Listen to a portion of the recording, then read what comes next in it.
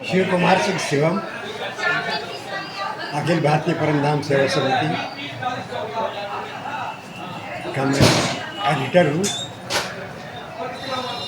और ये अखिल भारतीय शिव परमधाम सेवा समिति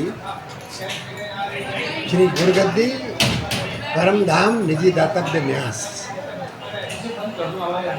इस संस्था की सहयोगी संस्था है जिसे सिस्टर कंसर्ट कहते हैं। इसका काम है कि गुरुगद्दी की जितनी भी व्यवहारिक पक्ष की सेवाएं हैं उन सेवाओं को कार्यान्वित करना।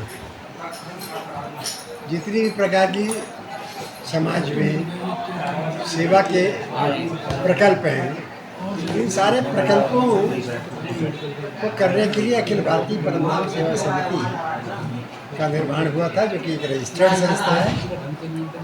और इस संस्था के द्वारा ही भारतवर्ष में अनेक मंदिरों का निर्माण किया गया। मुख्य संस्था का जो हेडक्वार्टर है वो बिहार सासाराम परमपुरी और परमपुरी रायपुर चौर एक गांव है, उस गांव का नाम ही अब परमपुरी हो गया है। बहुत बड़ा आश्रम है जहाँ पर कि हमारे गुरुदादा श्री परम ज्ञानानंद पुरी जी महाराज, उनकी समाधि स्थली भी है। वहाँ के चौहान ठाकुर थे भास्करानंद पुरी, श्री परम ज्ञानानंद पुरी के शिष्य थे। और उन्होंने अपनी ज़मीन परमपुरी आश्रम के लिए दान की थी। और वो खुद भी सन्यासी बन गए थे, सन्यास आश्रम की दीक्षा ली थी। कट्टर विरोधी संत महात्माओं के, और ऐसा जीवन में परिवर्तन आया उनके, श्री गुरु महाराज जी के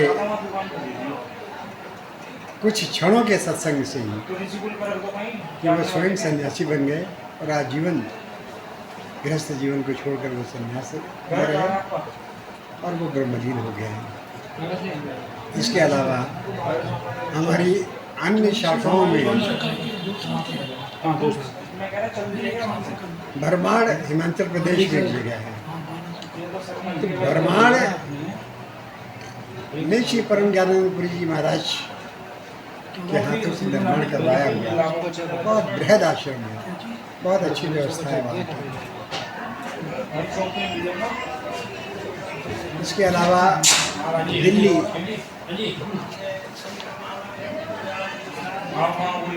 दिल्ली में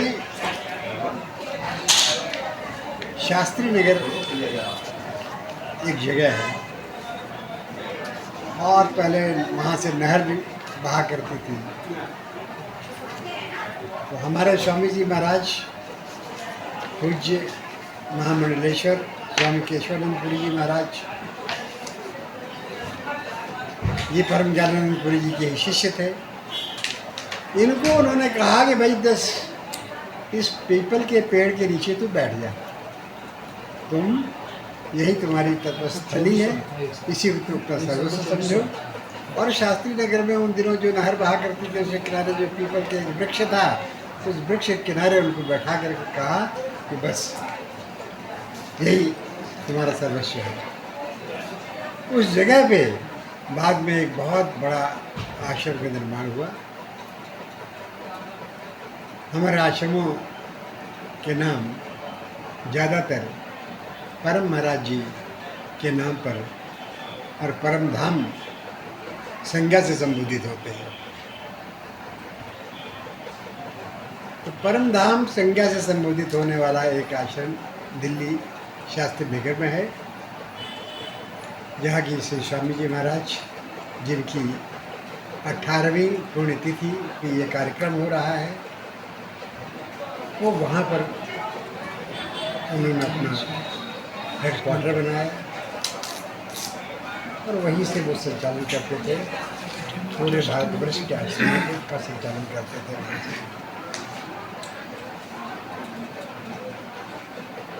हमारे इस आश्रम के संन्यास परंपरा की शुरुआत के विषय में ये जानना आवश्यक होगा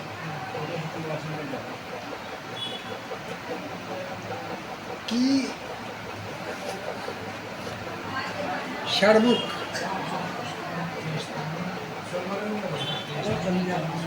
की उस परंपरा को धारण किया था श्री अद्वैतानंद पुरी जी महाराज।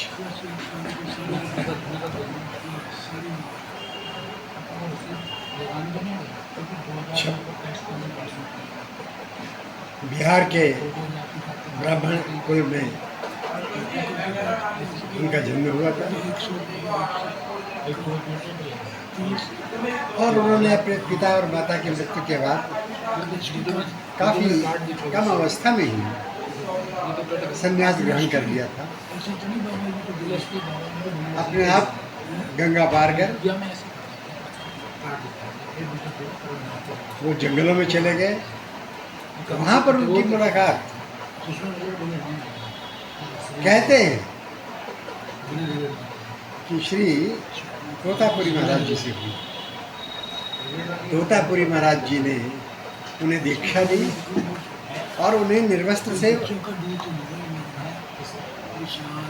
वस्त्र धारण करने की आज्ञा दी, समाज में रहने की आज्ञा दी, समाज में सत्य का प्रसार करने की जिम्मेदारी उनको दी गई।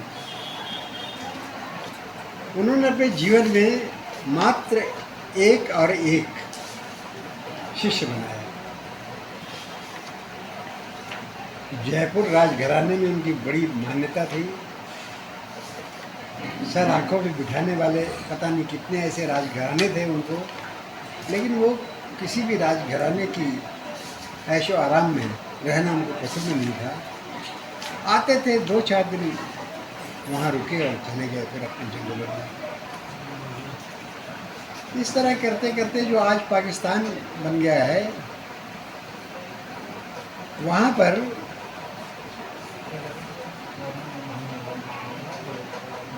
उन्होंने अपने शिष्य को खुद ही ढूंढ लिया और उनको दीक्षा दी।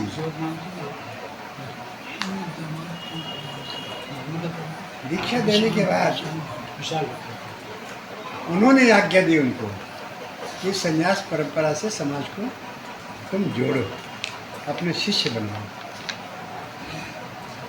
उन्होंने, उनको आज हम नंगली सरकार कहते हैं, और मेरठ में नंगली में उनकी समाधि स्थली है। मेरठ के पास सड़क पे ही उनका बहुत बड़ा बोर्ड लगा हुआ है। उनकी समाधि स्थली बहुत प्रसिद्ध है।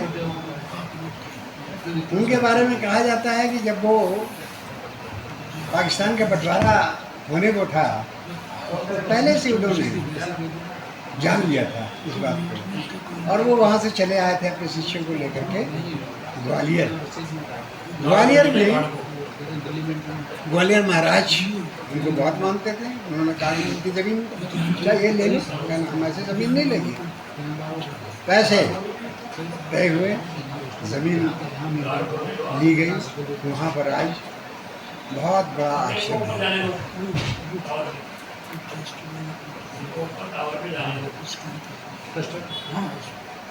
वो किसी भी तरीके से अपने प्रचार प्रसार तो बहुत दिखावे से बहुत बाहर होने वाले। जब उन्होंने देखा कि बहुत इसका प्रचार प्रसार इस आश्रम का हो गया है और लोग उनको भगवान का दर्जा देने लगे, उन्होंने छोड़ दिया उस जगह को, इतने बड़े आश्रम को छोड़ करके। और वो एक बड़े गरीब सा जाट परिवार का एक घर था मेरठ में, नंगली गांव में। वो मेरठ जंगली गांव में आ गए और उन्हें क्या रहने लगे, बिल्कुल फकीरी अवस्था में उस अपने गरीब शिष्य के साथ वो रहने लगे।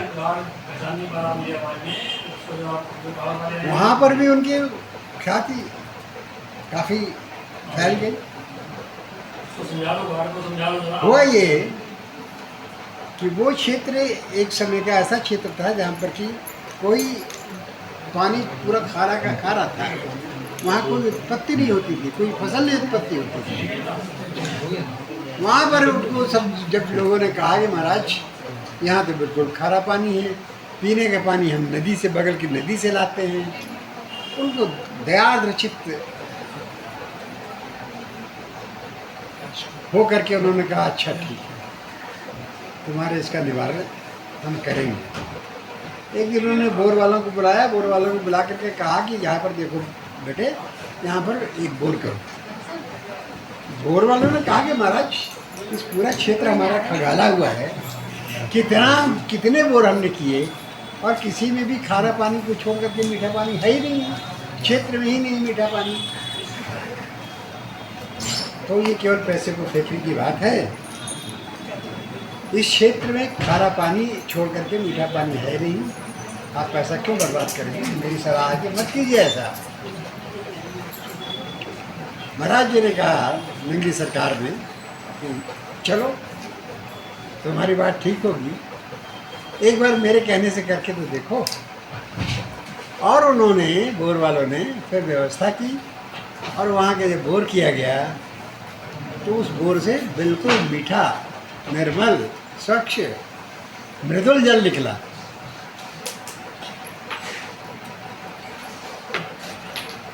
सारा चकाचौंध भौचक्के रह गए वहाँ।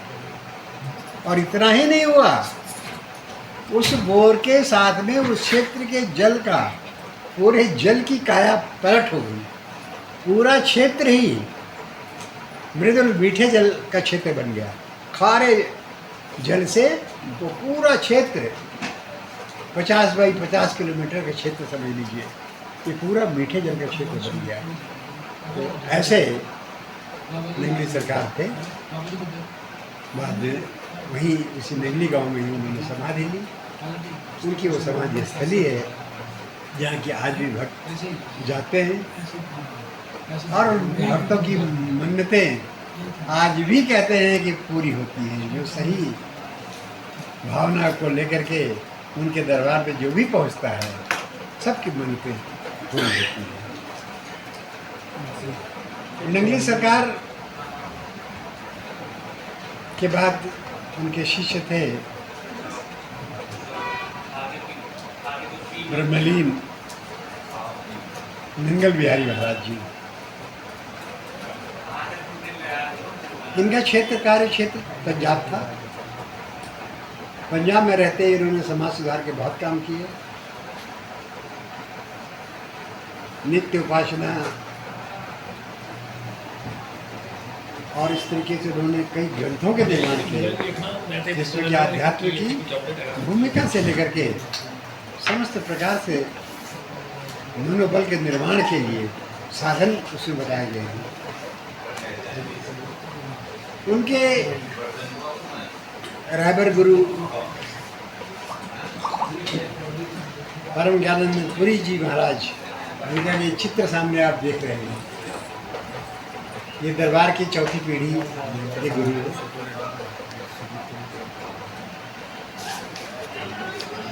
उनकी, इनके रहबर गुरु बनने का श्रेय नंगल बेहाला वाले महाराज जी को मिला। परम ज्ञानानंद पुरी जी महाराज बड़े कर्मठ थे और यहीं अल्मोड़ा के में इनकी जन्मस्थली है। उत्तराखंड के अल्मोड़ा के पास एक ब्राह्मण कुल में इनका जन्म हुआ था और शुरू से ही इनका मन घर गृहस्थी से उचाट लेता रहा। कई बार ये घर से पढ़ाई करते थे, लेकिन मन उनका उस पढ़ाई वगैरह में ज़्यादा लगता नहीं था। आध्यात्म की चिंतन में, तत्व चिंतन में इनकी बुद्धि बड़ी कुशाग्र थी। उस क्षेत्र में इनका शानी उस बचपन से ही कोई नहीं था। एक बार इनका एक मित्र सहपाठी था, वो तालाब में नहाने के लिए गया और नहाते हुए उसे डूब गया, डूब करके मर गया। उसे घटना ने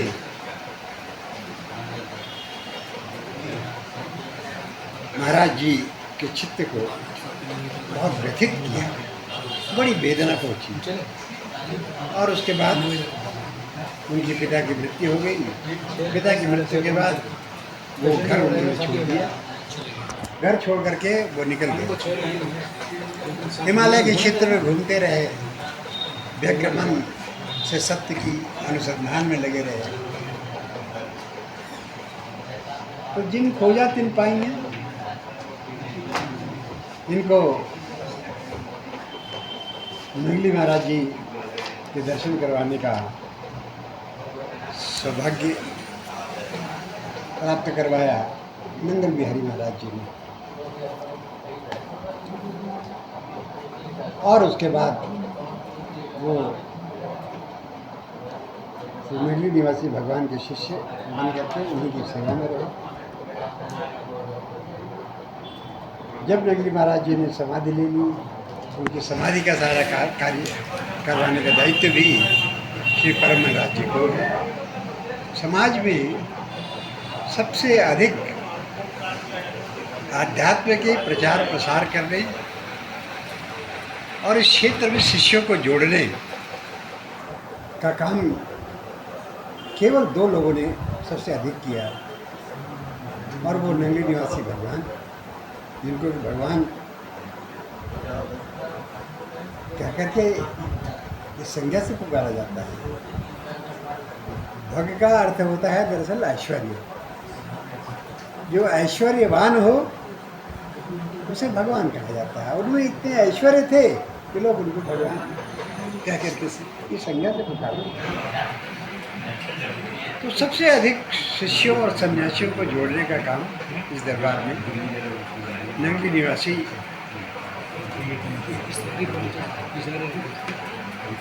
भगवान ने किया। और उसके बाद इस क्षेत्र में साइकिल में चढ़ करके भक्तों के यहाँ जाना, उत्तर प्रदेश से गोंडा जैसा पिछड़ा क्षेत्र, आज के 80 साल पहले कल्पना कीजिए कि वो क्षेत्र क्या रहा होगा। और ऐसे क्षेत्र में साइकिल से चला करके 30-30 किलोमीटर साइकिल चला करके वो जाते थे, गरीबों के यहाँ रुकते थे। वो गरीबों का भाव देख करके वो गदगद हो जाते थे। वो पैरा डाल करके, जो धान का पैरा होता है वो डाल करके उनके लिए आसन बनाया जाता था, उसमें वो बैठते थे, बैठ करके लोगों को शिक्षा देते थे। उसी दरबार से परम ज्ञानानंद पुरी जी महाराज के शिष्य हुए स्वामी केशवानंद पुरी जी महाराज, जो कि निरंजनी के महामंडलेश्वर बने। ऐसी कोई उनकी रुचि नहीं थी, फिर भी उनकी विद्वता को देख करके और कई बार आग्रह करने के बाद स्वामी पुण्यानंद गिरी जी, जो उस समय निरंजनी के आचार्य महामंडलेश्वर थे, उनके अनुरोध पर स्वामी जी महाराज को इसी हरिद्वार में महामंडलेश्वर बनाया गया था। उनकी शिष्या परम ज्ञान महाराज जी की शिष्या दूसरी हुई हमारी वर्तमान अध्यक्षा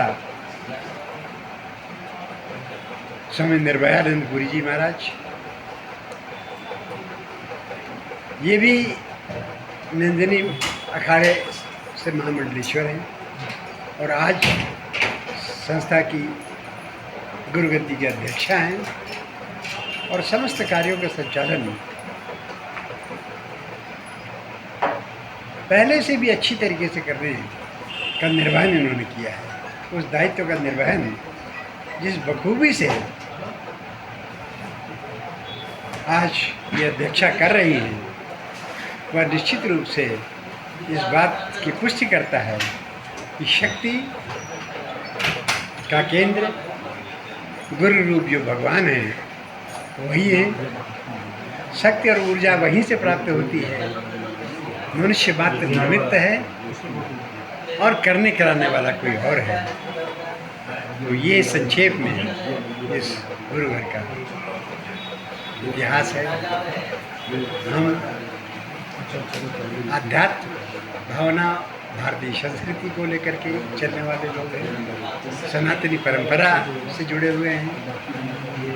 सनातनी परंपरा में जिस तरह पूजा पाठ सारा सब कुछ होता है वो हम लोग करते हुए और तत्व ज्ञान पर जोर देते हैं। और हम अपने भक्तों को ये बताने की कोशिश करते हैं कि मार्ग सब ठीक है, चाहे कर्मयोग उपासना हो, ज्ञान योग उपासना हो या भक्ति योग उपासना हो। किसी में भी कर्म सब में प्रधान है। एक भक्त को भी कर्म करना है, एक ज्ञानी को भी कर्म करना है। कर्म से वंचित कोई नहीं रह सकता, एक क्षण मात्र नहीं। इसलिए कर्म भगवत अर्पण भाव से करना चाहिए। इस गुरु घर की मुख्य जो मुख्य विचार बिंदु है ये कि भगवत अर्पण बुद्धि से कर्म का संपादन हो और कामना शून्यता हो गई, निष्कामता हो गई, निष्काम भाव से कर्म हो गई। जितना कर्म करने के बाद फल की इच्छा न रहे, जो कुछ मिले तो भगवत प्रसाद हो, ये सोच कर भी कर्म का संपादन सतत हमेशा बगैर ढलने होकर के बैठे मनुष्य को करते रहना चाहिए। यही इस गुरु घर से आध्यात्मिक शिक्षा दी जाती है। धन्यवाद। नगर में जो औषधालय है उसमें आयुर्वेदिक, होम्योपैथिक और एलोपैथिक तीनों प्रकार की चिकित्सा के साथ साथ एक्यूप्रेशर इत्यादि की भी सारी सुविधाएं हैं। फ्री टेस्ट किए जाते हैं, ब्लड टेस्ट वगैरह सब वहाँ पर उपलब्ध है। और इसी तरीके से हरिद्वार में भी ये धर्मार्थ केंद्र केशव धर्मार्थ चिकित्सालय के नाम से चल रहा है, जिनकी पुण्य जयंती बनाई जा रही है। ये उन्हीं महाराज जी के नाम पर यहाँ पर भी औषधालय है। यहाँ पर केवल एलोपैथिक चिकित्सा की जाती है और दवाइयाँ भी मुफ्त दी जाती हैं। दवाइयों का भी कोई पैसा नहीं दिया जाता है। रजिस्ट्रेशन का 10 रुपये या 20 रुपये क्या है, 20 रुपये रजिस्ट्रेशन का लिया जाता है एक बार, बस। इसके अलावा जितनी भी दवाइयाँ हैं, जितनी सारी सुविधाएँ हैं, वो सब निःशुल्क दी जाती है। महिलाओं के लिए भी आप कह रहे हैं कि निःशुल्क? महिलाओं के लिए सिलाई केंद्र है। यहाँ पर सिलाई कितनी, मेरे ख्याल से 130 बच्चियों को 2 वर्ष में सिलाई में प्रशिक्षित किया जा चुका है। और जो मेरिटोरियस लड़कियाँ थीं उन लड़कियों को मेरिटोरियस ग्राउंड पे या जो बहुत गरीब है उस ग्राउंड पर उनको सिलाई की मशीन भी उपलब्ध करवाई गई है, फ्री ऑफ कास्ट, निःशुल्क।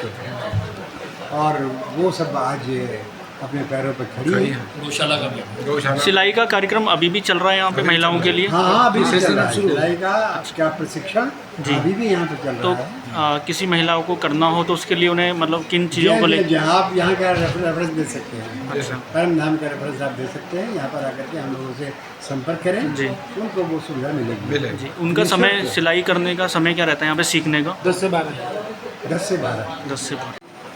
सेवा भी बहुत विस्तार हम करना चाहते थे, लेकिन उसका विस्तार बहुत अधिक नहीं हो सका है, क्योंकि गौशाला चल रही है।